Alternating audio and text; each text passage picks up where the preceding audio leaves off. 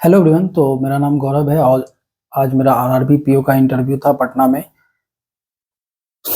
Reporting time मेरा 8:30 बजे था और इंटरव्यू मेरा 11:10 पे स्टार्ट हुआ। टोटल 10 मिनट चला। तो ज़्यादा इधर उधर की बातें नहीं करते हुए हम आपको direct to the point interview अपना एक्सपीरियंस शेयर करते कि मुझसे क्या क्या पूछा गया। ओके। तो मेरे इंटरव्यू में पैनल 4 मेल मेंबर और एक फीमेल मेंबर थी। तो जैसे एंट्री हुआ उन्होंने मुझे बैठने को कहा। उसके बाद जैसे बैठे उससे पहले मैंने गुड मॉर्निंग सबको विश किया। तो सबसे पहला क्वेश्चन चेयरमैन सर ने ये कहा कि आपने क्या पढ़ाई किया है। तो मेरा आंसर था सर मैंने फिजिक्स में ग्रेजुएशन किया हुआ है।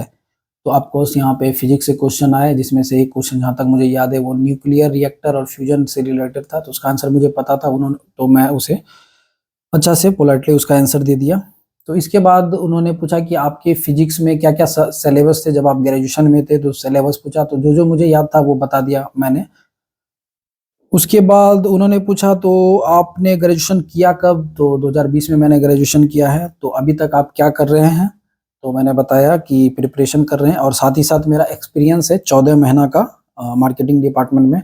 तो उन्होंने इससे रिलेटेड क्वेश्चन पूछा था। तो जितना भी क्वेश्चन पूछा गया इससे रिलेटेड जो भी क्वेश्चन था बता दिया। उसके बाद उन्होंने कहा अब हम अ, बाकी और पैनल हैं उसको हम पास करते हैं उसका आंसर आप बताइएगा।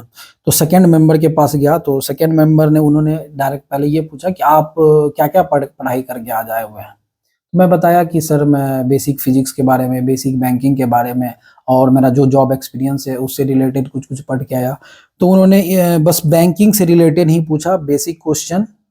जनरली मेरा ऐसा मानना है वो लोग बेसिक क्वेश्चन इसीलिए पूछते हैं ताकि जिसमें आप कंफर्टेबल हैं उसका आंसर आप देंगे सो दैट कि वो आपका बेस्ट निकल पाए। जो आप बोलते हैं तो how you communicate with them ये वो चेक करते हैं। तो उन्होंने ये पूछा कि सीआरआर क्या होता है उसका यूज कैसे सेंट्रल बैंक करती है। तो इसका आंसर मैंने बहुत अच्छे से दिया। उसके बाद और भी 2-3 बैंकिंग के टर्म पूछे गए उसका आंसर मुझे उसका क्वेश्चन याद नहीं है वो उन्होंने क्या पूछा। उसके बाद उन्होंने थर्ड मेंबर को पास किया। तो ये फिजिक्स से भर भर के क्वेश्चन मुझसे पूछ रहे थे। Black hole special theory of relativity general theory of relativity Einstein का नोबल आइंस्टाइन को नोबेल प्राइज कब और किस फील्ड में मिला हुआ था। तो इन्होंने वो पूछा। उसके बाद और भी बहुत सारे क्वेश्चन जो भर भर के पूछ रहे थे। तो जहाँ तक मुझे याद था बताया एक जनरल थ्योरी ऑफ रिलेटिविटी में मैं थोड़ा फंस गया था। तो ये क्वेश्चन का उन्होंने मैंने आंसर नहीं दिया। आप कैसे वो लेते हैं पता नहीं। उसके बाद उन्होंने फिर ये क्वेश्चन पूछा था कि आपके घर में कौन कौन है आपके पिताजी क्या करते हैं। तो यहाँ से जो एक बेसिक क्वेश्चन होता है वो बताया उन्होंने। उसके बाद उन्होंने ये पूछने के बाद वो फोर्थ पैनल को पास कर दिए और फोर्थ पैनल भी अगेन ये 2-3 क्वेश्चन ही पूछे फिजिक्स में। इसने पहला क्वेश्चन पूछा एसआई यूनिट हीट का बताइए। तो मुझे उसमें अचानक क्लिक नहीं किया दिमाग में। तो मैं ट्राई कर रहा था लेकिन उन्होंने फिर हेल्प किया क्या जूल है क्या। तो मुझे याद आया कि हाँ जूल ही है सर।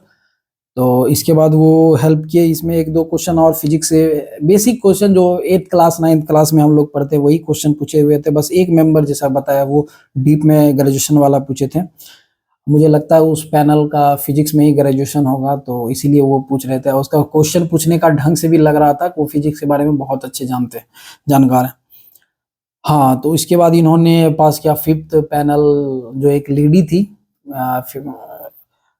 तो उन्होंने बहुत देर से वो ऑब्जर्व कर रही थी मुझे। तो उन्होंने जैसे मेरा नज़र मिला तो वो ऐसे करके देखी। उसके बाद बोलती है कि तो गौरव आपका नाम गौरव है तो ऐसा करिए आप बिहार का 10 लाइन में गौरव गाथा गा के हमें सुनाइए। और उन्होंने हाथ ऐसे निकाल लिया। चलिए बोलिए एक।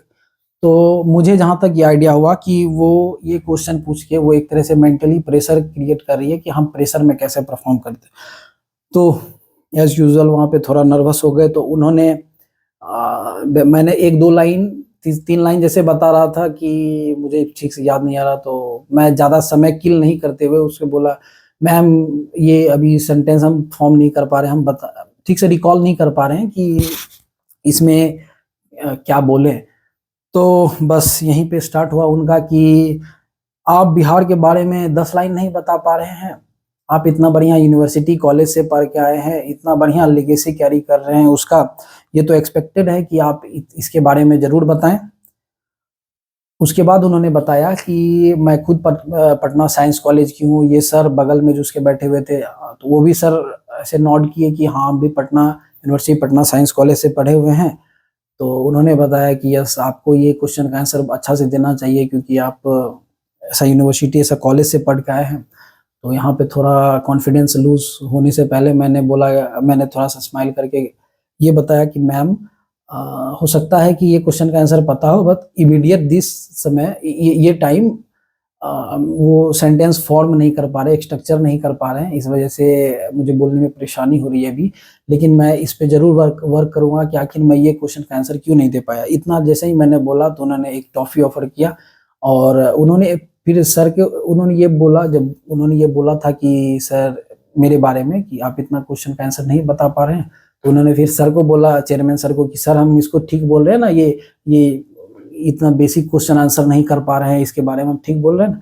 तो वो स्माइल किए, हँस रहे थे, उन्होंने कुछ नहीं कहा वैसे। तो एक टॉफ़ी ऑफ़र की और उसके बाद मुझे बोल दिया कि ठीक है सर क्या हम इसको रिलीज़ कर सकते हैं? तो बाकी सर ने बोला ठीक है, आप गौरव जा सकते हैं, बेस्ट ऑफ लक। तो जब मैं इंटरव्यू से बाहर आया तो मेरे दिमाग में वही बिहार वाला क्वेश्चन चल रहा था कि कैसा रहा? उसका आंसर मुझे सच में बहुत अफ़सोस हुआ कि मैं वो छोटा-सा आंसर नहीं दे पाया।